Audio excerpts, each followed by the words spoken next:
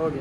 So today we have studied हम पढ़ चुके हैं what are the codes of the revenue in revenue departments. So revenue departments we have studied that there are the classes of the codes like we have in civil codes. For example, a revenue code is a revenue officers who ठीक है revenue codes एक ऐसी codes होती हैं जो revenue officers like previous lectures we have studied the classes of revenue codes revenue officers same persons are the codes revenue codes जो revenue officers से वही लोग ही वही officers ही revenue codes हैं। फॉर एग्जाम्पल मिसाल के तौर पर वो जब as a revenue officers work करते हैं काम करते हैं तो वो एडमिनिस्ट्रेटिव सिस्टम चलाते हैं और एज ए जब रेवेन्यू कोर्ट्स वर्क करते हैं काम करते हैं एज ए जज तो उनको एज ए जज as a judicial officer work करना पड़ता है means to hear the case to hear the appeals to give decisions उन पर फैसला दे as a court as a जज necessary judicial powers and the land revenue act 1960 the performance function of the courts to decide the dispute related to land के जो performance है land revenue courts का कि वो डिस्प्यूट्स जो related होते हैं लैंड रेवेन्यू के मुताबिक लैंड के ज़मीन के मुताबिक जितने भी केसेस होते हैं डिस्प्यूट्स होते हैं वो जो है सुने और उनके ऊपर फैसला दे ये काम होता है लैंड रेवेन्यू कोर्ट्स का पर्पस होता है। सेक्शन 5 क्लास 2 कहता है कि when a revenue officer exercising the power of revenue ठीक है जब भी रेवेन्यू ऑफिसर जो है एक्सरसाइज करता है अपनी powers as a revenue code revenue officer see revenue code as a revenue code जो है अपनी पावर क्या करता है शो करता है powers as a revenue code so ही डीम्ड रेवेन्यू कोड तो वो क्या समझा जाएगा रेवेन्यू कोड समझा जाएगा। रेवेन्यू ऑफिसर जब फैसला सुनेगा केस को सुनेगा एज ए जुडिशियल ऑफिसर तो वो क्या कहलाएगा जज कहलाएगा रेवेन्यू कोड कहलाएगा एज ए रेवेन्यू कोड। उसके बाद आप थोड़ा सा फर्क देखिए रेवेन्यू ऑफिसर्स और रेवेन्यू कोर्ट्स में रेवेन्यू ऑफिसर परफॉर्म करता है एडमिनिस्ट्रेटिव ड्यूटीज और रेवेन्यू कोर्ट जो है judicial function to decide the case कि रेवेन्यू कोर्ट जो है केसेस को डिसाइड करते हैं एज ए उनका फंक्शन होता है कोर्ट्स का।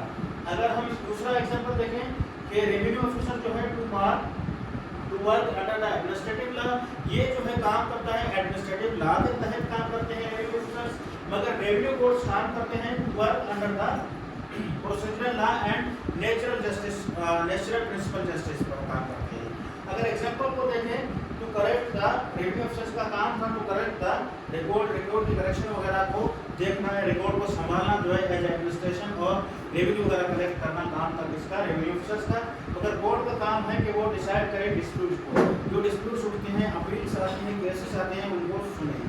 उसके बाद हमने देखा कि इनकी revenue officers acting as a courts के revenue officer as a court कैसे काम करते हैं हाउ दे वर्क।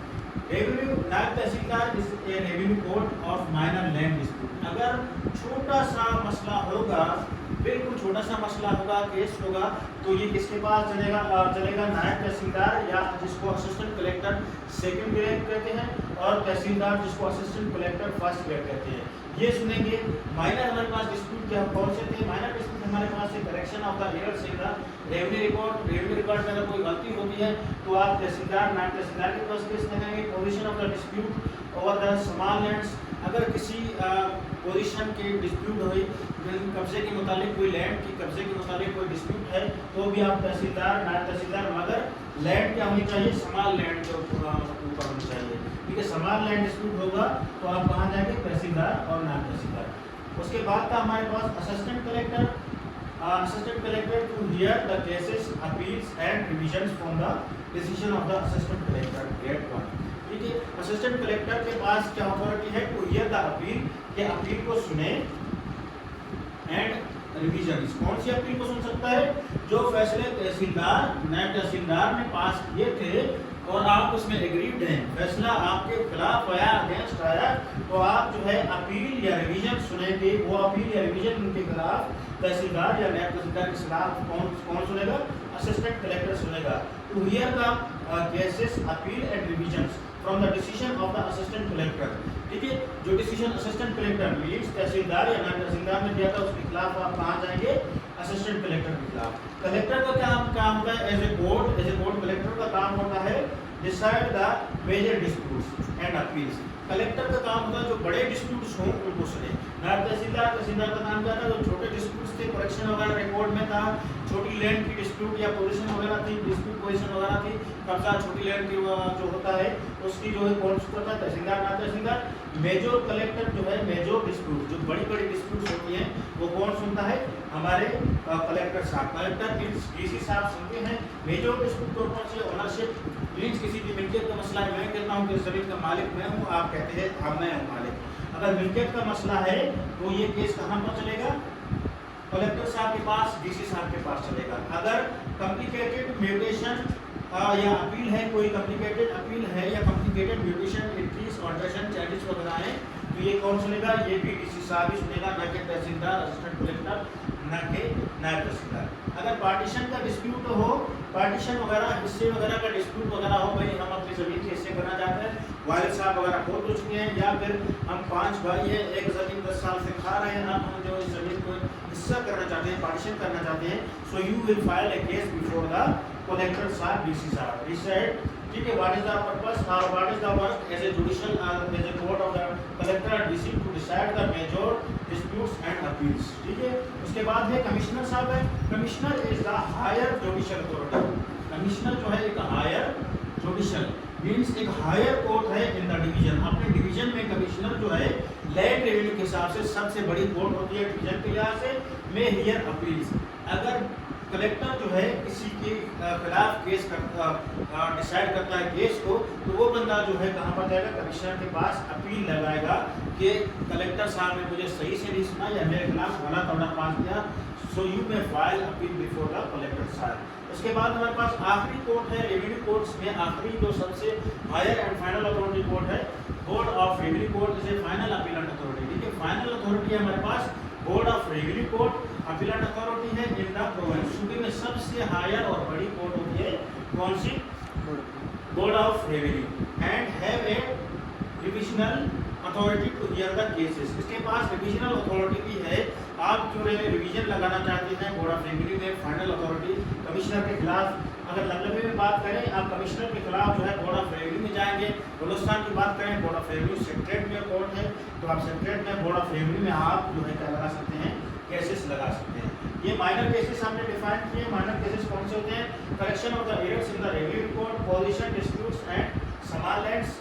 उसके बाद हमने डिफाइन किए मेजर डिस्प्यूट्स, ओनरशिप जो है किसी की मिल्कियत वगैरह के बारे में जो है मेजर डिस्प्यूट है, कॉम्प्लिकेटेड म्यूटेशन है तो मेजर डिस्प्यूट है, अगर किसी को हिस्से वगैरह करने हैं पार्टीशन ये मेजर डिस्प्यूट है। समान डिस्प्यूट जो है माइनर डिस्प्यूट्स कहाँ पर चलेंगे, tehsildar, naib tehsildar, assistant collector first grade second grade के पास। अगर मेजर डिस्प्यूट्स हैं तो आप कलेक्टर कमिश्नर के पास केस लगाएंगे, कलेक्टर साहब है authority to hear the major dispute. उसके बाद हमारे पास jurisdiction as to revenue courts. Revenue courts की क्या जुरिसडिक्शन है, लैंड बाउंड्रीज। ठीक है, रेवेन्यू कोर्ट जो है केस सुन सकती है लैंड बाउंड्रीज का। मिसाल के तौर पर किसी की बाउंड्रीज का हदबंदी का मसला, जमीन का जिसको बंद वगैरह कहते हैं कि वो उसने जो बंद को इस तरफ कर दिया या मेरी ज़मीन पर आस्ता कब्जा कर लिया, मैं यहाँ पर नहीं रहता था, तो ये भी रेवेन्यू कोर्ट केस सुन सकती है। ओनरशिप या पोजीशन का मसला है, डिस्प्यूट है, मिल्कियत का या कब्जे का मसला है, फिर भी रेवेन्यू कोर्ट में आप केस लगा सकते हैं। Revenue court means tehsildar, assistant commissioner, assistant collector, DC means collector, commissioner and board of revenue के पास। करेक्शन, एंट्रीज, अगर एंट्रीज वगैरह में करेक्शन का मसला है ये भी आप जो है केस फाइल कर सकते हैं रेवेन्यू कोर्ट्स में। रेवेन्यू कोर्ट्स मीन्स वही same commissioner, assistant commissioner, collector वगैरह ये सारे हमारे रहेंगे। उसके बाद एक्सक्लूजन और बार ऑफ द सिविल कोर्ट्स के सिविल कोर्ट्स की ताकत कहाँ पर बार है या लिमिटेशन या हर कौन सी केसेस सिविल कोर्ट जो है नहीं सुन सकती। Under section 172 bar the jurisdiction of the civil courts. ठीक है, अंडर सेक्शन 172 रेवेन्यू एक्ट 1967 जो है बार करता है किसको, रेवेन्यू कोर्ट्स को, वो केस ना सुने जो बार किए गए हैं, एक्सप्रेस किए बयान किए गए हैं एक्ट में, कानून में, ऐसे ना सुने। ठीक है, तो सिविल कोर्ट्स के not here the cases bar by the revenue act. ठीक है, सिविल कोर्ट जो है ऐसे केसेस बिल्कुल ही नहीं सुन सकती जो उसको एक्सप्रेसली बार किए गए हैं, बताए गए हैं कि आप नहीं सुन सकते। उसके बाद है ऑब्जेक्ट का। ऑब्जेक्ट क्या है इसका कि सिविल कोर्ट ना सुने केसेस, क्यों ना सुने सिविल कोर्ट, सिविल कोर्ट के पास जो अथॉरिटी है वो इसलिए कि टू स्टॉप ड्यू लिटिगेशन के दो केसेस चलाना मुख्तलिफ कोर्ट्स में जो है इस चीज़ को बंद करें ताकि किसी को जल्दी से जल्दी कोई रेमेडी मिले, जल्दी से केसेस वगैरह डिसाइड हो। शुक्रिया।